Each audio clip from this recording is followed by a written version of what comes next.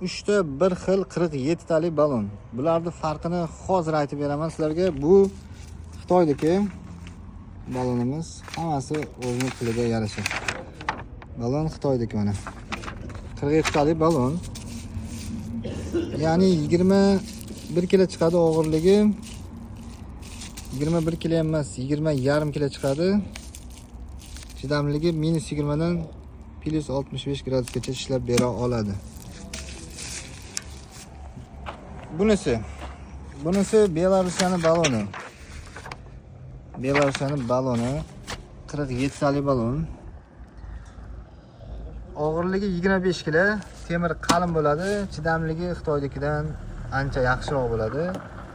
25 kilolik. Bu oldin kelgan partiyasi, endi yangi partiyasi kelishni boshladi. Xuddi shu balonni, 47 talik balonni yangi partiyasi.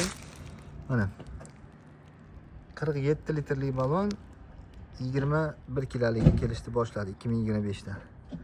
Hammasi puliga yarasha, shuning uchun qarab bilib qo'yaverasizlar. Qanaqa balon kerak bo'lsa, qarab qo'ydirayotgan iloji boricha 25 kilolikni qo'ydiringlar, tabiatcha bo'lsa 47 talik balonda. Temir qalin bo'ladi, og'ir sifatli bo'ladi. Belarusning baloni.